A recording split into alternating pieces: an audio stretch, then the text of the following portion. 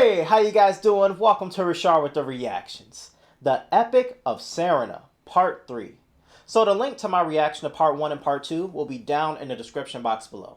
But Part 2 had Armageddon happen, which wiped out a lot of the animal life on the planet. And that gave the chance for some of the underdogs to kind of rise up and take a more prominent role. So in this video, we're going to see how intelligence plays a part in their evolution. Feel free to hit that like button and subscribe. Let's dive on in. Welcome back to Curious Archive. This video is the third part of a series exploring the incredible speculative evolution project of Serina, the world of birds. Serina was created by Dylan Beta, a terrific artist and world builder. I have links below where you can follow and support his work. When we left off, Serina was home to a single supercontinent at the end of the Pangaeocene. Now it is the Ultimocene, the final era of Serina, and one more incredible than any that came before. At 250 million years post-establishment, the supercontinent has split into northern and southern landmasses. This period will see the rise of multiple forms of highly intelligent life. And in much the same way that elephants, dolphins, crows, and humans, which as far as we know are some of the most intelligent animals ever to exist, all happen to live in an overlapping time period, a similar convergence will occur on Serina during the Ultimocene. On the enormous grassland of the southern continent, many key species can't be found, like the successful Cerquagadonts, who look almost unrecognizable the three-legged dogs. I remember as them. tiny fish 250 million years prior. Giant archangels flock nearby, a type of metamorph bird, a curious classification that will define the early Ultimocene. And scavenging close by, a large bumble badger makes off with a young Cerquagadont, foreshadowing a rivalry between the two groups that will change Serina forever. But we're not there yet. Right now, soft-billed birds, the very descendants of ancient water snuffles, are prospering during the Ultimocene.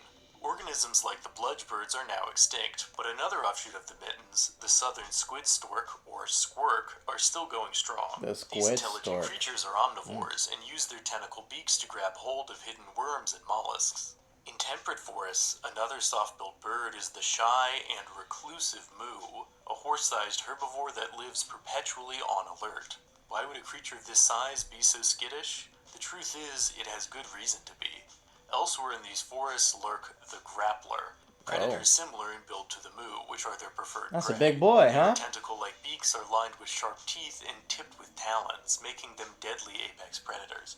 A different branch of softbills are the Terries, a group that includes the hilariously named newts, whose facial tentacles fused over time into one elongated, fleshy mouth. When threatened, these birds are able to scoop up their eggs and carry it against their chins, where a small fold of feathered skin keeps it secure while they flee.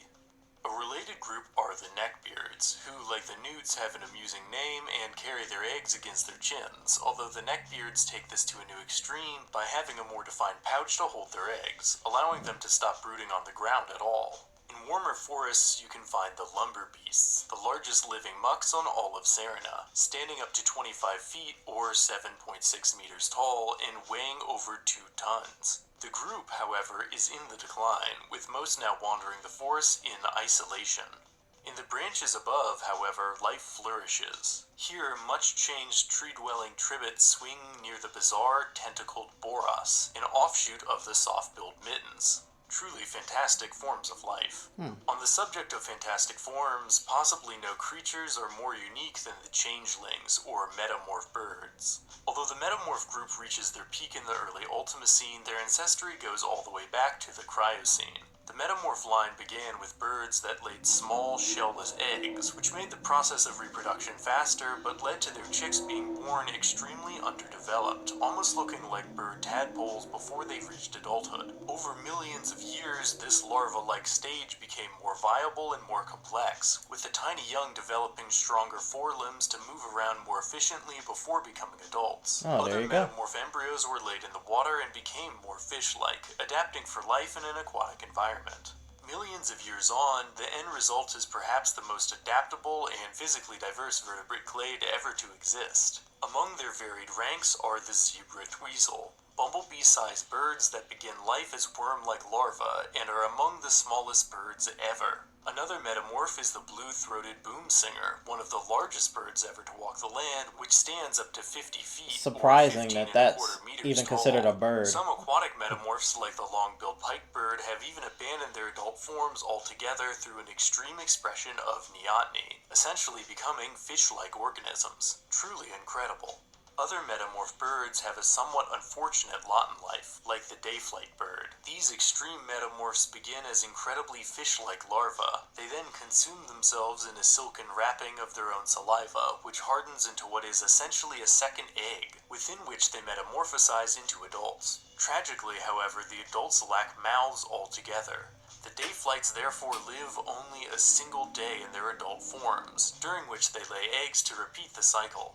And if this Wow. sounds too outside the box to evolve, Very know that unfortunate. real-world mayfly insects have a very similar life cycle that ends in an adult form that lacks a mouth.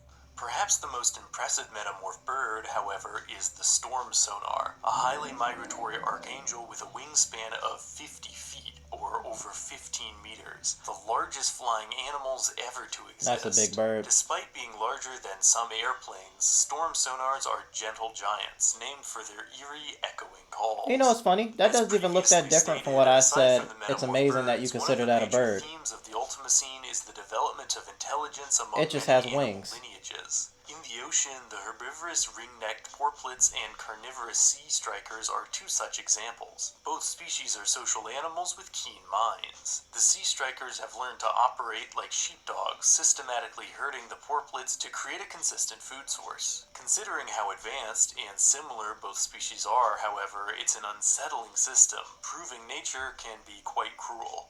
And nothing is quite as cruel as an ending. In the words of the author, as happens to everything in the cosmos, from flowers to stars, Serina itself is now dying. The moon is starting to slowly cool down and it will never warm up again. As stated before, the Ultimacene will be the final era in the saga of Serina. But before the curtain falls on Serina's finale, there may still be time for something truly incredible to occur. Over the past several million years, one branch of the Cerquagadonts has begun an extraordinary transformation. For eons, Cerquagadonts have been unable to feed on tall trees due to their short necks. But now one species has specialized a body part that will allow them to do so. Not their necks, but their ears. From their hearing structure, some Cerquagadonts have developed antler-like mobile limbs that are able to reach up and hook branches, an adaptation which might one day have intriguing consequences. Interesting. Before that day comes, however, other branches of the Tributeers are also doing pretty well for themselves, rivaling the birds in diversity several million years after crawling onto land. Take the painted Rapandor, the widest spread canithere on land in the early Ultimacene, whose jaws have a unique shearing motion that helps them consume prey. Or the thorn gazer, a hairless molodont able to survive off bristly desert plants alone.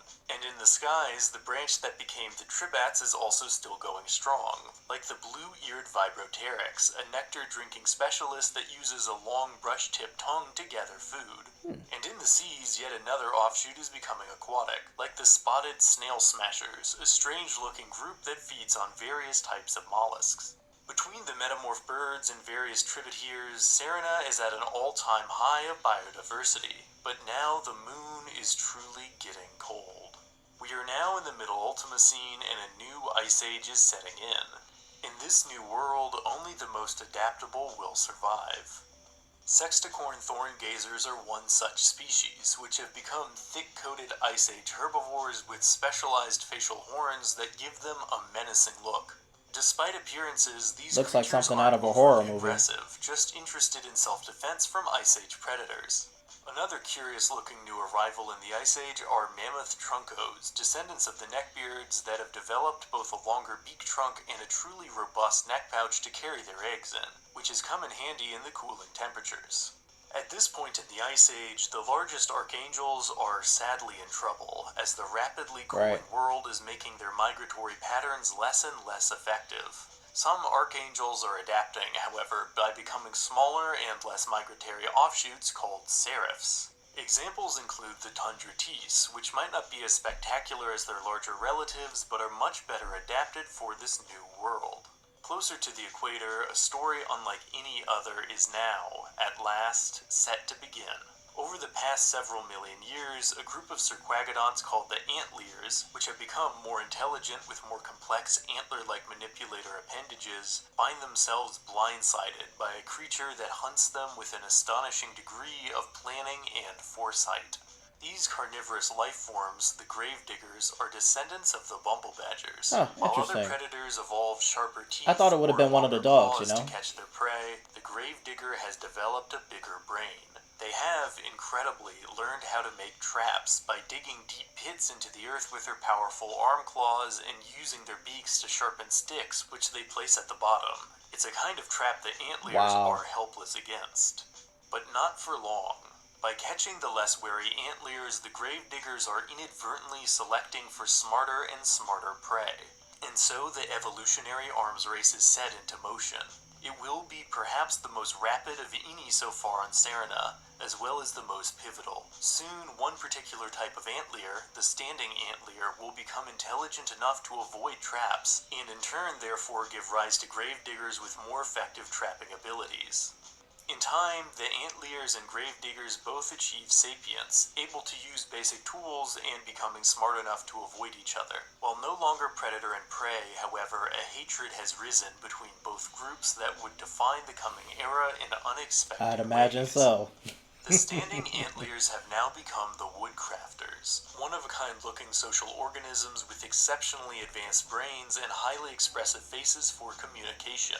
Woodcrafters have also developed a whistling language, somewhat similar to the sounds of an elk, and can craft spears to defend against predators, although they themselves are herbivores. I was wondering Spears when that aren't would the come back only in, thing but I'll talk they've about it learned at the how to end. craft, however. As their name implies, woodcrafters have learned to shape the trunks and branches of trees, creating basket-like homes as well as fences, bridges over rivers, and sculptures of beasts or abstract creatures from their lore. For the woodcrafters are developing a culture, one that is in large part defined by a hatred of predators. Meanwhile, the gravediggers are achieving a similar level of brain function. While their marks on this world are subtler than the woodcrafters, often little more than art carved into the sides of trees at the edge of their territory, they are still the marks of high intelligence. However, the gravediggers are learning to be careful when they make these marks, as it can attract unwanted dangers.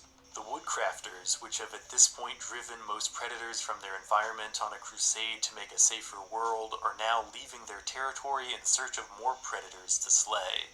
Once the prey of the gravediggers, the woodcrafters have turned the tables entirely, and are now killing gravediggers not out of self-defense, but due to a misplaced crusade.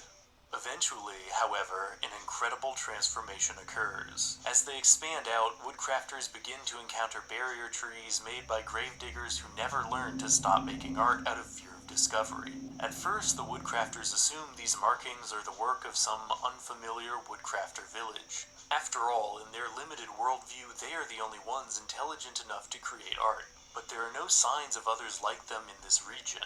I mean, Only have they their ever old created art? enemies. It was In only the the words other of the ones who author, did, the right? woodcrafters had set out to create a world without monsters, and it is only then that they realized that they have become them. With the revelation that they are not alone at their arbitrary pinnacle of life, that the monstrous gravediggers they'd slain for years are intelligent just like they are, shock quickly spreads through the woodcrafter communities. And it is at this time of great cultural uncertainty that the trajectory of the two species shifts forever from a small choice. An orphaned gravedigger infant, left alone after the death of their mother, one of the last gravediggers ever hunted for sport, is taken in by an empathetic woodcrafter warrior-to-be. This gravedigger child, aptly referred to as Bridge, is at first regarded with suspicion by the other woodcrafters. Soon, Bridge. however, What a they learn to symbolic name. socialize with the group, displaying a personality and emotional complexity normally hidden from all outsiders. Bridge would forge a path for cooperation between the two most intelligent species on Serina. The woodcrafters and the gravediggers, intertwined since their shared beginning, would break a multi-million-year cycle of violence between intelligent predator and intelligent prey. In time, other young gravediggers following Bridge's example would abandon their territorial ways and imprint on woodcrafters, and in turn the woodcrafters would accept the young gravediggers into their society. Eventually, the younger generations would never I know just wonder how they whether could have done all of antliers and this without gravediggers communication, were right? enemies, and the future would hold. Because I imagine they don't talk each other's language, right? Perhaps only tragedy awaits all life on Serina as it continues to cool past the point of Or no sorry, return. each other's But it's always whistling been a tones. saga of both the good and the bad, a story of life and death, of extinction and evolution. In any case, for the time being, one thing is for sure: the Mudwickets and Bumblets sure came a long way. Dylan Beta has released. You know, I was a little worried that they weren't going to talk about intelligence all that much in this video, but they hit on it for like the last 5 or 6 minutes of the video, so that's good. I'm really glad that the gravediggers and the woodcrafters were able to kind of bury the hatchet and start to coexist, but I'm trying to figure out how they did that if they didn't really communicate the same way, right? I mean, the video only said one of them developed whistling tones for communication, so I'm just wondering how they really figured things out. Maybe they just drew pictures and communicated that way. I don't know. That's the only thing that would really make sense. If somebody knows, let me know down in the comments below. Let me know what you thought about this video down in the comments below. And that's today's video. Thanks for watching, guys. Have a good day.